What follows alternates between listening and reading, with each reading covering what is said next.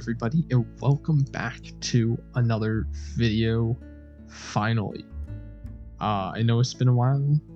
Unfortunately, I am at college and I have work as well for 20, 30, 40 hours a week, and I have work study, and then I also have extracurriculars that I do. So I am, unfortunately, very busy. However, while I've been hard at work with all that stuff, I've also still been hard at work with both my Mr. Ronnie's Dream map and Hammond's Creations mod. Now, before you ask, no, I'm not planning a Bedrock port. It is currently only available for Forge 1.20.1, and I meant to actually do a little showcase like this for alpha release 0.1, but again, just unfortunately got very busy with life stuff. So just kind of doing a group one for all of that stuff and all of this stuff now. And as you can tell, I am using a skin, which means this is actually released and functional. I am not in the dev test for this. Now, since the alpha, there's been a couple of new items added. As you can tell, the whole mosquito system still does in fact work. And then all of these amber ores, and as you'll see, fossil ores, do actually work with fortune as well. I just don't have it equipped on my pickaxe. That's the word. So just gonna mine all this up real quick. Actually see all that I get. As you can hear right over there is a bunch of chickens. There is a new fossil drop, which you can already see is the plant fossil. Unfortunately, no use for it right now, although I am actually behind the scenes currently working on something for that. Now, from all that, did end up getting 12 paleo DNA, 8 amber, regular bones, gravel, cobblestone, some regular fossils, and some plant fossils. Now, to actually get species DNA, since the brush is basically useless in base Minecraft, I decided to give it a use. Now, if you just have it in your offhand and right click with a DNA, it will actually, sometimes they'll throw behind you, give you new DNA. And actually, all of the new animals, new species in this update are here, which include the Dimorphodon, the Pteranodon, and the, not that, Pachy's old, the Apatosaurus. Now, if I just come over here, and this is sheepless crafting, so it doesn't matter like what you do. And I don't believe, oh, they actually are in here. So if I just go ahead and do this, don't know why Pteranodon isn't in there, or the Pachy. However, and I don't know why it gave Suchomimus 5, 8, 9, 10, 11. Oh, I must have had a Sucho and I just didn't see it. Okay, and unfortunately, meant to say this, analyzers, for whatever reason, just cannot get to work. They're completely fine, and then you open the GUI and it will just crash your game, even in my dev world. So the workaround for that is you cook them.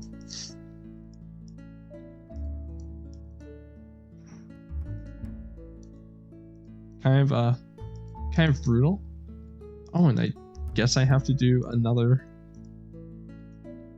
patch, because apparently the Pteranodon eggs don't work.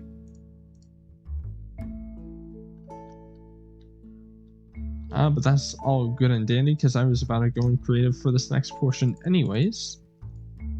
As you can tell, I did make a few quick exhibits. Just clear my hotbar. So over here, big old trees and forest area. Very clearly, if you just go over here to the eggs, don't know why it's not alphabetical. I really wish I would fix that. Is the Apatosaurus. They are supposed to have sound effects. Maybe I just have it up down too low.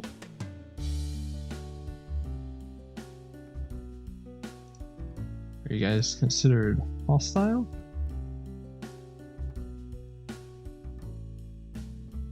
There we go, you can probably hear them now. So models and textures are done by myself, although I have Eli / Omar, whatever he's going by, doing all of the beautiful, beautiful animations. As that guy is tweaking over in the corner over there. And unfortunately, the further you look away, they do go invisible. That is just because the hitboxes work in cubes. I could potentially expand it. But as of now, they're already quite large hitboxes.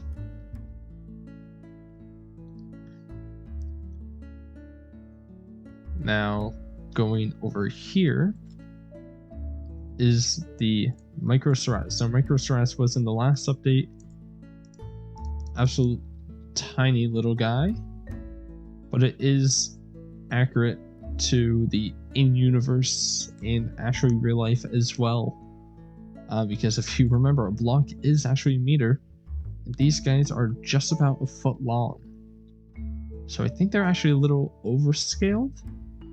I think they're closer to about half a meter in length, or about 1.5 feet.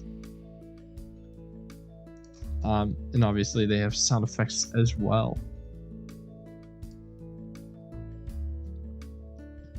These animations are actually by me for Microceratus and Pachycephalosaurus.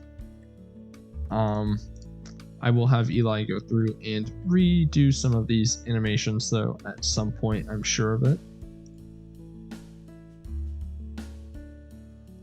Now the Pachy was actually the first animal I modeled and textured, and honestly, with where I'm at now, I might redo some of the texture just because there are some parts that are just completely untextured because I'm like, oh, you'll never see it. And then you'll collide with the hitbox and you'll see everything that I did not want you to. But I still absolutely love these guys. I know Thai definitely does, but he's biased, so he's not allowed to voice his opinion on what his favorite is or what he likes and doesn't. And obviously I share all of this progress with the people over at Ambermind, being one of those members. Go ahead and check out their YouTube as well and join their Discord. I'm sure I will link it down below and put it in the pinned comment as well. Now, moving on over here, and I probably should have done something over there for it. If you go over here to your, not combat, to your tools, there's a new item. If I just grab a crafting table and some iron as well, and just in a Y like that, you can craft the new wrench. Now what the wrench does is when you right click a fence pole, and I'm blanking on the recipe, so I'm sure I'm going to throw them up on screen. When you right click a pole, it will rotate it, but it depends on which way it's facing, and it does not work for the non-connected one. So if you just take this and wire, it will connect it, and then a wrench will rotate it. So if I have it like this, it's going to be, what is that, a southwest rotation? Don't know why it makes dirt. And if you go ahead and right click on the wires themselves, you get the do not touch 10,000 volts plastic signs. And as of now, I still can't figure out quite how to do the grounding wire, so saying is just a chain right now. And the models for these are actually done mostly by Bob. I did go through and re-edit them and obviously do the textures.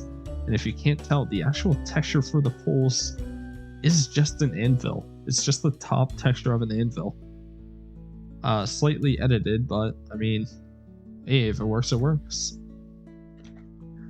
And last time I checked, unfortunate as it is, I'll probably throw up the actual animation. But Eli did a really fantastic animation. It's actually in the thumbnail for this video. It's a roaring animation for the Suchomimus. I kind of had a stand-in one, and then he went back and remade the entire thing. Like I said, a couple of these animations are still mine, so the walk and the idle, I believe, are still mostly mine. He might have went in and edited them a little bit. Trust me, English is my first language. That's why I struggle with it so much.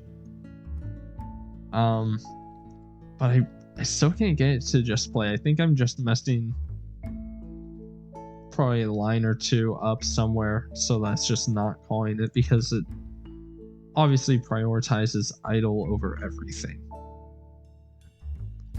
Now, this was really, I think this was my favorite part of this update, was doing the Pterosaurs. Now, this is something that Jurassic Craft still hasn't done.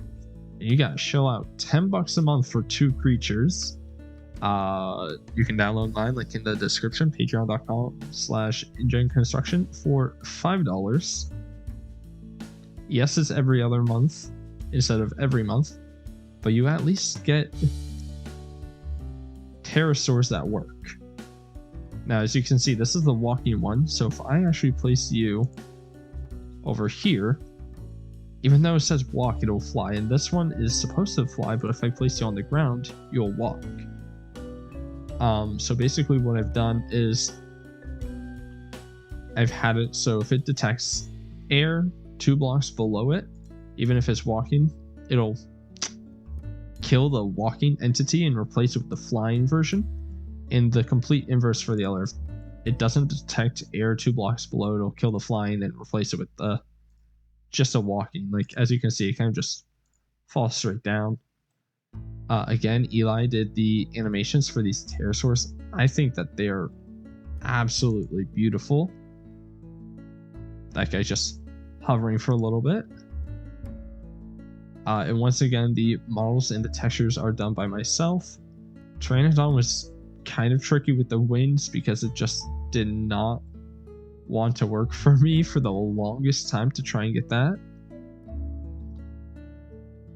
And I wish that Dimorphodon, I did have the bottom membranes be the orange and red like you see in all the promotional images, but that was kind of bleeding through when you saw it flapping. For whatever reason, it would 180 itself so that the bottom inside of the membrane would be on the top. So I did unfortunately have to make that sacrifice, but in the long run, I think it was definitely worth it. And I hope you guys too. Hope you guys do too. Again, English is my first language. In terms of the building blocks, there's nothing really that new. So these concrete bases are really just a decorative block. If you take smooth stone and put it in a stone cutter, that's how you craft it. It's just that simple. So reinforced glass is just the same as amber glass, where if you take a crafting table, regular glass, and iron ingots, you just make a cross, and your iron ingots fill the other corners, and it gives you 4. I think I might take the light gray glass tint and put that through. I might redo the outside to look more like iron currently for whatever reason. And I took the same color palette as iron blocks, but it still just looks more like diorite. I think I just need to have a sharper border and just more of a vibrant white. The sandstone path, and I really should change this. I might change this for the next hotfix, where I fix the Apatosaurus Pteranodon eggs not being able to be hatched. Is currently sandstone path is the only use for the fossil items, the fossil drops. So I believe it's shapeless crafting. Yeah, for every one fossil and one sandstone, you get 4 path. And these are more of just a decorative item anyways. And then there is still all of the amber glass variants, and I really do want to just add an orange glass tint through them and probably retexture how they look a little bit. Not really a big fan of how busy it is, but at the same time I was going for that kind of Asian wooden carved window design. But that is going to cover a lot of this update. I'm pretty sure there's 1 or 2 things I'm missing. Again, I'm blanking on the crafting recipes right now, but I'm sure I'm going to throw those up later if I remember to. So if you guys enjoyed, leave a like, comment, subscribe, do all the other things that people ask for, and until next time, see ya.